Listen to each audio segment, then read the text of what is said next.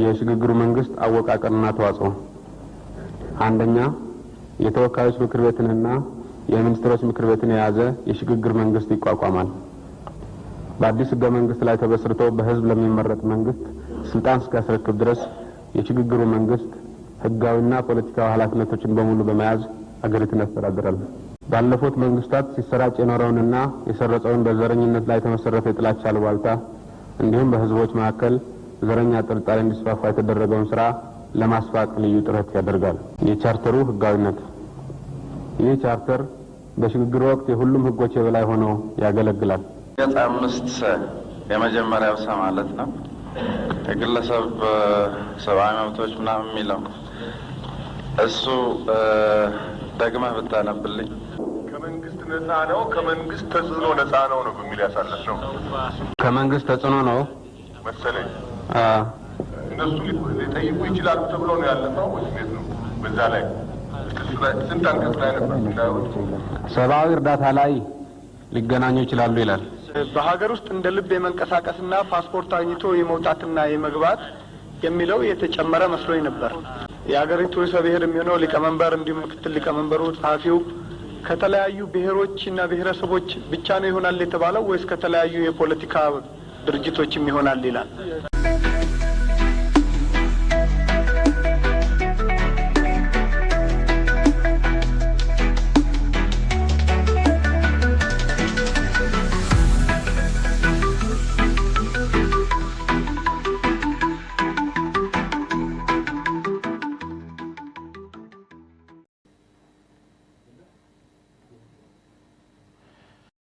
የሽግግሩ መንግስት አወቃቀርና ተዋጽኦ አንደኛ የተወካዮች ምክር ቤትንና የሚኒስትሮች ምክር ቤትን የያዘ የሽግግር መንግስት ይቋቋማል።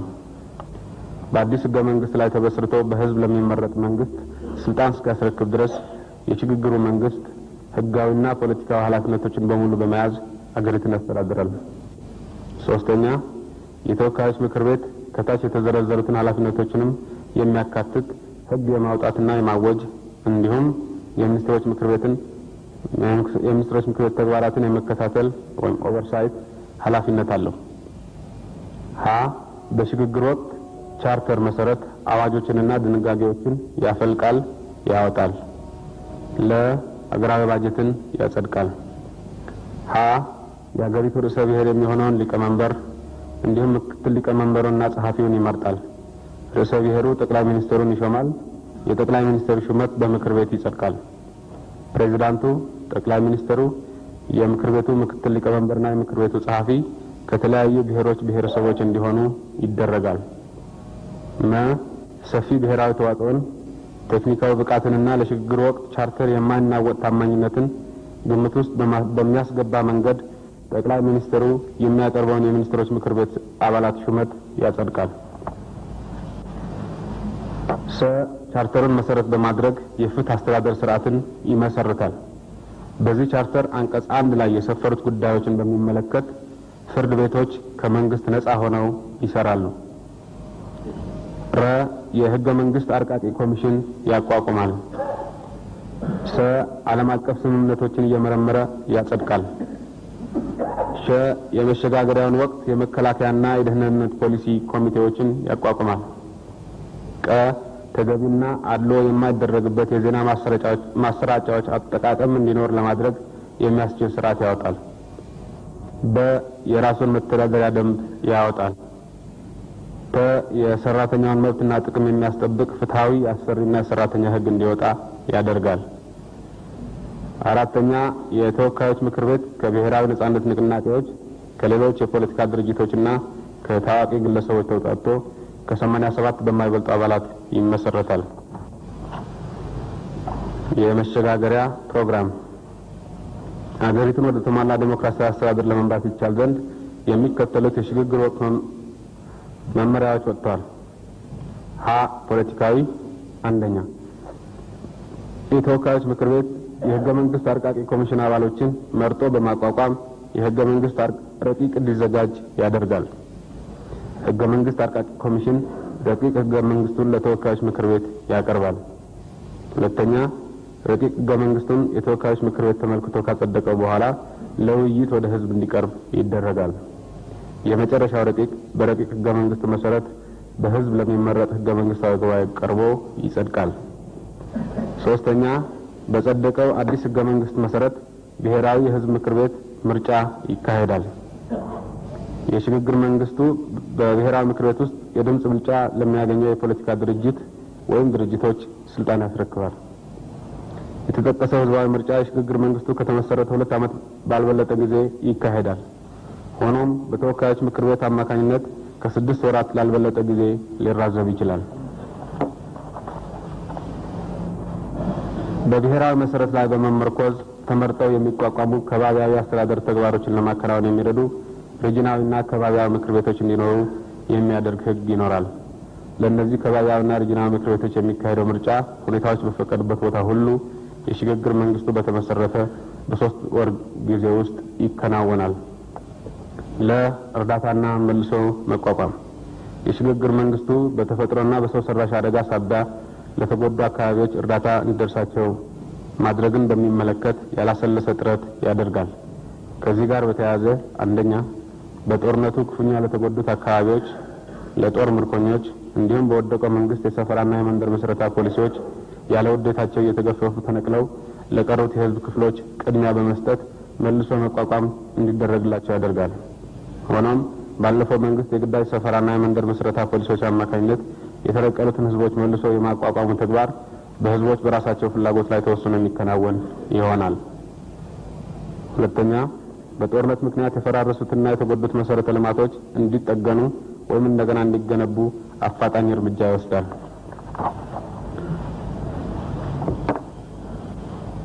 ሶስት፣ እስከዛሬ ድረስ ተረስተውና ተጥለው ለቆዩት አካባቢዎች የተለየ ትኩረት በመስጠት እንክብካቤ ያደርጋል። ሀ ቁጥር 1 ባለፉት መንግስታት ሲሰራጭ የኖረውንና የሰረጸውን በዘረኝነት ላይ የተመሰረተ የጥላቻ አሉባልታ እንዲሁም በህዝቦች መካከል ዘረኛ ጥርጣሬ እንዲስፋፋ የተደረገውን ስራ ለማስፋቅ ልዩ ጥረት ያደርጋል። የቻርተሩ ህጋዊነት ይህ ቻርተር በሽግግር ወቅት የሁሉም ህጎች የበላይ ሆኖ ያገለግላል። የዚህ ቻርተር የአማርኛና የእንግሊዝኛ ቋንቋዎች ቅጂ እኩል ህጋዊ ተቀባይነት አላቸው። በሁለቱ ቋንቋዎች መካከል ያለመጣጣም ከተፈጠረ ምክር ቤት ይወስናል። ሀ ይህ ቻርተር በነጋሪት ጋዜጣ ታትሞ ከወጣበት ጊዜ ጀምሮ ተፈጻሚነት ይኖረዋል።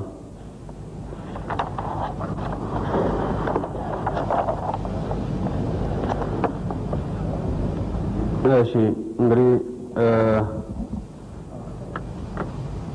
ቻርተሩ ይሄ ነው። እያንዳንዱ ነጥብ ምናልባት ይሄ የመጨረሻው ካልሆነ በስተቀር እያንዳንዱ ነጥብ በድምጽ ብልጫ አልፈናል። በተናጠል አሁን የምንወያይበት አይሆንም። ቻርተሩን በጠቅላላ የምንቀበለው መሆናችንና ለመሆናችንን በድምጽ ለማረጋገጥ ብቻ ነው የምንሄደው።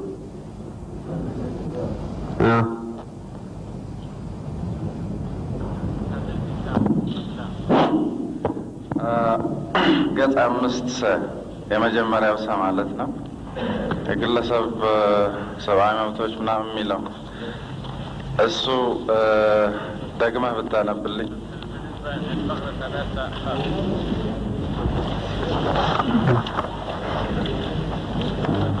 ቻርተሩን መሰረት በማድረግ የፍትህ አስተዳደር ስርዓትን ይመሰርታል። በዚህ ቻርተር አንቀጽ 1 ላይ የሰፈሩት ጉዳዮችን በሚመለከት ፍርድ ቤቶች ከመንግስት ነጻ ሆነው ይሰራሉ። እንግዲህ ቻርተሩ በሁለት አይነት ቁጥሮች ነው የሚጠቀመው። አንደኛው ሮማን ኒውመራል አለ፣ ሁለተኛ ደግሞ አንድ ብሎ መሄድ አለ። ስለዚህ እዚህ ላለ ነው አንቀጽ 1 ሲባል የትኛው እንደሆነ ግልጽ ነው። ምናልባት ውጭ ዶክመንቱ ሲበተን ግን ሮማን ኒውመራል 1ን ሊያመለክት ይችላል። እዚህ እሱ ቢስተካከል ጥሩ ይመስለኛል።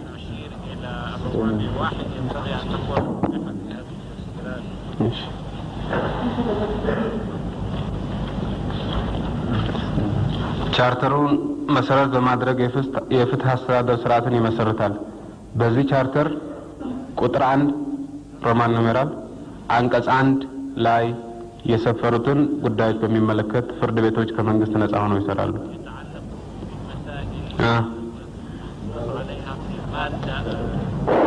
ከመንግስት ነፃ ነው ከመንግስት ተጽዕኖ ነፃ ነው በሚል ያሳለፍነው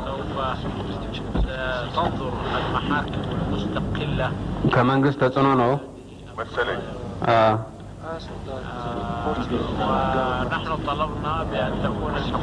ከመንግስት ተጽዕኖ ነፃ ሆነው ይሰራሉ። ጥያቄ አንዳንድ ነገሮችን በዶክሜንት ይያዛሉ የተባሉ ነበሩ። እነሱ በተለይ ነው ያሉት። አንድ ሌላው ጥያቄ ደግሞ በቀደም የአስተዳደር አካባቢዎች በልማት ነክ ጉዳይ ከሌሎች ድርጅቶች እየተገናኙ ሊበደሩ ይችላሉ ምናምን የተባለው የአስተዳደር አካባቢዎች የሰብአዊ እርዳታን በሚመለከት ነው ውሳኔ ያሳለፍነው። የልማት ተነስቶ ነበር ግን ውሳኔ ያሳለፍንበት ጉዳይ አይደለም። ያ እንግዲህ በተለይ ነው የተያዘው ማለት ነው። ያልወሰነው ነገር ስለሆነ ምክር ቤቱ ምናልባት ያስፈልጋል ብሎ የሚወስን ከሆነ ይታያል። እኔ በቻርተሩ ግን የሰፈረ ነገር የለም። ምክንያቱም ቻርተሩን በምናጸድቅበት ጊዜ ሰብአዊ እርዳታን በሚመለከት ብቻ ድምጽ ሰጥተን ያጸደቅነው። እነሱ ሊጠይቁ ይችላሉ ተብሎ ነው ያለፈው ወይስ እንዴት ነው? በዛ ላይ ስንት አንቀጽ ላይ ነበር እንዳውት ሰብአዊ እርዳታ ላይ ሊገናኙ ይችላሉ ይላል። ዝርዝሩ ምክር ቤት ያወጣል። አፈጻጸሙን በሚመለከት የልማትን በሚመለከት በአንዳንዶቻችሁ ተነስቶ ነበር ግን ቤቱ ያጸደቀው ጉዳይ አይደለም። እንደገና በምክር ቤቱ ሊነሳ ይችላል። ቱሬን ለማንሳት አይደለም እኔ ፍላጎት እስቲ እንደገና ይነበብልን እሷ እንዴት እንዳለፈች። ክልላዊ አስተዳደሮች የሰብአዊ እርዳታን ጉዳይ በሚመለከት ከሰብአዊ እርዳታ ሰጪ ድርጅቶች ጋር ቀጥተኛ ግንኙነት የማድረግ መብት አላቸው። እሺ ሶስት በጥያቄ መልክ ነው የማቀርበው። ምናልባት የኔ አረዳድ ትክክል ካልሆነ በስተቀር በገጽ 2 በተራ ቁጥር 1 በአንቀጽ በሀ በሀገር ውስጥ እንደ ልብ የመንቀሳቀስና ፓስፖርት አግኝቶ የመውጣትና የመግባት የሚለው የተጨመረ መስሎኝ ነበር። በርካታ ዝርዝሮች መጥተው መጨረሻ ላይ ሁሉንም ዘርዘን መጨረስ ለማንችል በተባበሩት መንግስታት ሂማን ራይትስ ኮንቬንሽን መሰረት ተብሎ ተጠቃልሏል እና በዛ መልኩ ነው የታለፈው። እሺ ገጽ 4 ተራ ቁጥር 3 ሀመሮሃ የሀገሪቱ ርዕሰ ብሔር የሚሆነው ሊቀመንበር እንዲሁም ምክትል ሊቀመንበሩ ጸሐፊው ከተለያዩ ብሔሮችና ብሔረሰቦች ብቻ ነው ይሆናል የተባለው ወይስ ከተለያዩ የፖለቲካ ድርጅቶችም ይሆናል ይላል? ከተለያዩ ብሔሮችና ብሔረሰቦች በሚል ነው ያሳለፈው። እሺ የመጨረሻ ጥያቄ ከክቡር ሊቀመንበሩ ጋራ በስምምነት ያሳለፍነው ኢኮኖሚን በሚመለከት አንድ አረፍተ ነገር እናስገባለን የሚል ስምምነት ነበረ። እዚህ ላይ ያልሰፈረልኝ ምክር ቤቱ ያወጣል የሽግግር ኢኮኖሚ ፖሊሲ የሚለው ይገባችሁ። نقول بأن المجلس يصيغ السياسة الاقتصادية لفترة الحالية هذه لا نتصرف فيها.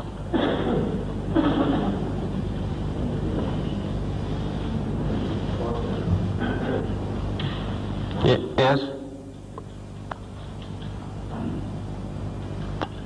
That decision was for the records, an understanding in this house that it will be an agenda of the Council of Representatives, not a resolution to be included in the Charter. This is the way of its understanding. Yes, I forgot.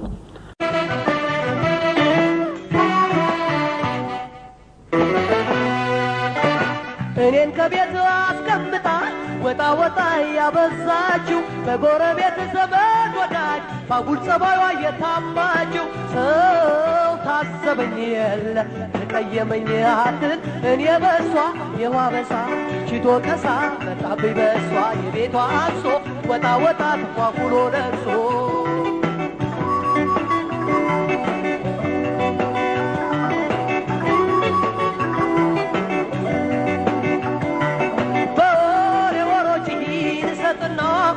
ሳምንቱ አለቀትልና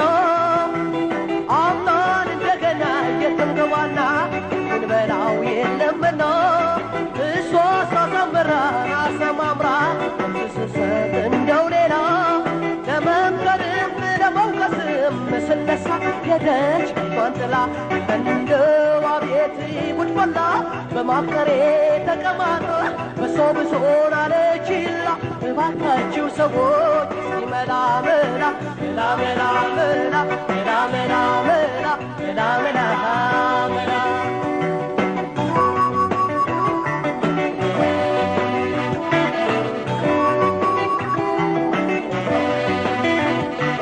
ለእርቅ ቡናው ይፈላ አንቺ ሙና ይፈላ ቡና ተይነይ ይፈላ ሻይ ይቅር ቀልዱ ካንዱ ካንዱ ቡና ይፈላ ቡናው ተይነይ ይፈላ ሻይ ይፈላ ቡና ይፈላ ሻይ ይፈላ ቡና ይፈላ ሻይ ምን በደላለና ምን በደላለና ብራምሽ ከቤቱ ስታቀስ ባሰብሽ ለባክሽ ሙኒቱ ምንስ አለኝና በምን ልሟገትሽ አይቀራንቺ ኋላ በንባሽ ማሳመነሽ ሙና ይበላ ቡና በይነይ ይበላ ሻይ ቡናው ይበላ ቡናው በይነይ ይበላ ሻይ ቡና ይበላ ቡና ይበላ ቡና ይበላ ሻይ ይበላ ቡና ይበላ ሻይ ያለፈው ተረሳ ማሰብ መተከዙ አንገደብተሽ ኖረሽ ቻልሽ ለማዘዙ አይጠፋም ቢፍቁት ያለፈን ታሪክ ወደ ኋላ አስቢ ከመነታረክ ሙና ይበላ ቡና በይነይ ይበላ ሻይ ቡናው ይበላ ቡናው በይነይ ይበላ ሻይ ቡና ይበላ ቡና ይበላ ቡና ይበላ ሻይ ይበላ ቡና ይበላ ሻይ ብመክር ባስመክር አንቺ መች ገብቶሽ ጭራሽ ቤቱን ተውሺው የውጭው አምሮሽ ከእንግዲህ በቃሽኝ ዳይደለሽ ብድር እኔም ሌላ ልውደድ እንባ በሌሌ ከረሞናይ እኔም ፋንታዬ ብላለች ሌላ ሴት የምትበላ ተማምነን ተዋደን ተፋቅረን በጸባይም ተግባብተን ተሳስረን እናድራለን አንድ ሆነን አንቺን ትቼ እሷ ተክቼ ትዕግስቴ እስከ መቼ ትዕግስቴ እስከ መቼ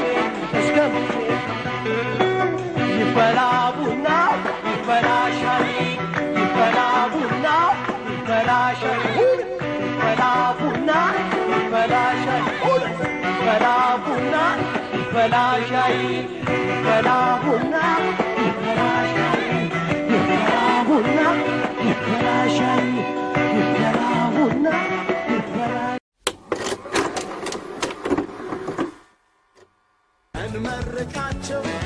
እንመርቃቸው ብለን ያዘልቃቸው